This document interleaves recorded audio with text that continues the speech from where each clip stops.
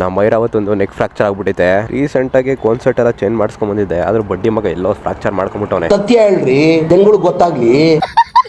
Cut cut cut ಅಂತ sound ಬರ್ತಾನೆ ಐತೆ. ಹಿಂಗೆ ತಿರುಗಿಸಿದ್ರೆ ನೋಡ್ರಿ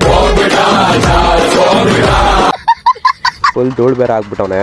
ಇದನ್ನ ಒರೆಸ್ಬಿಟ್ಟು ಶೋರೂಮ್ಗೆ ಎತ್ತಾಕೊಂಡು ಹೋಗಿ ರಿಪೇರಿ ಮಾಡಿಸ್ಕೊಂಡು, ಸ್ವಲ್ಪ ಕೆಲಸ ಇದೆ, ಎಲ್ಲೋ ಹೋಗ್ತಾ ಇದೀವಿ ಇವತ್ತು. ಎಲ್ಲಿ ಹೋಗ್ತಾ ಇದೀವಿ ಅಂತ ಆಮೇಲೆ ಹೇಳ್ತೀನಿ. ಇದನ್ನ ರಿಪೇರಿ ಮಾಡಿಸ್ಬಿಟ್ಟು ನಮ್ಮ ಮನೆ ಹತ್ರ ಎತ್ತಾಕ್ಬಿಟ್ಟು ನನ್ನ ಬೇಬಿ ಎತ್ಕೊಂಡು ಹೋಗ್ಬೇಕು. ಆದ್ರೆ ಈ ಬಡ್ಡಿ ಮಕ್ಳು ಶೋರೂಮ್ ಅವರು ಒಂದೊಂದು ಪಾರ್ಟ್ಸ್ಗೂ ಸಪರೇಟ್ ಲೇಬರ್ ಚಾರ್ಜ್ ಇಸ್ಕೊಂತಾರೆ. ನನ್ನ ಮಕ್ಳು ಕರೆಕ್ಟ್ ಆಗಿ ಮಾಡಲ್ಲ ಗುರು. ನಾವು ಶೋರೂಮ್ ಗಳಿಗೆ ಸರ್ವಿಸಿಗೆ ಬಿಡದೆ ನೀಟಾಗಿ ಮಾಡ್ತಾರೆ ಅನ್ನೋ ನಂಬಿಕೆ ಮೇಲೆ. ಆದ್ರೆ ಬಡ್ಡಿ ಮಕ್ಳು ಅವರೇ ಹಿಂಗ್ ಮಾಡ್ಬಿಟ್ರೆ ಹೆಂಗೆ ಗುರು? ಗಾಡಿ ಸರ್ವಿಸಿಗೆ ಬಿಡ್ಬೇಕಾಯ್ತು.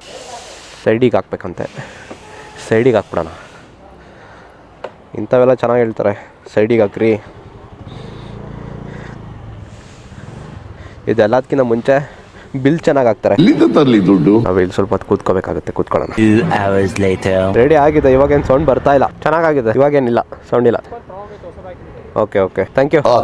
ಶೋರೂಮ್ಗಳಲ್ಲಿ ಕೆಲವೊಂದ್ಸರಿ ಸರ್ವಿಸ್ ಚೆನ್ನಾಗಿ ಮಾಡಿರಲ್ಲ, ಅದು ರೆಸ್ಪಾನ್ಸ್ ಚೆನ್ನಾಗಿ ಮಾಡ್ತಾರೆ, ಪರವಾಗಿಲ್ಲ. ಇದಕ್ಕೆ ನಾನು ಐರಾವತ್ ಅಂತ ಯಾಕೆ ಹೆಸರಿಟ್ಟಿರೋದು, ಇಡೀ ಮನೆ ಭಾರನ ಎತ್ಕೊಂಡು ಓಡಾಡುತ್ತೆ ಗುರು. ತರಕಾರಿ ತರಕ್ಕೂ ಇದೆ, ಮನೆ ಐಟಮ್ ತರಕ್ಕೂ ಇದೆ, ಎಲ್ಲಾದ್ರೂ ಹೋಗ್ಬೇಕಂದ್ರೂ ಇದೆ. ಇದೊಂಥರ ದೇವ್ರು ಕೊಟ್ಟ ಮಗ ಇದ್ದಂಗೆ ಮನೆಗೆ.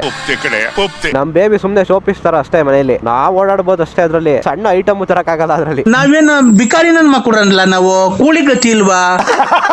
ನಾವ್ ಇವತ್ತು ಎಲ್ಲಿ ಹೋಗ್ತಿದೀವಿ ಅಂದ್ರೆ ಹೊಸ ರಾಕೆಟ್ ಲಾಂಚ್ ಮಾಡ್ತಾ ಇದೀವಿ ಇವತ್ತು ನಾವು. ಆಯ್ತು, ಆಮೇಲೆ ನಾನು ಹೇಳಿದ್ ರಾಕೆಟ್ ಇದೆ ಗುರು, ಲಾಂಚ್ ಮಾಡೋಣ.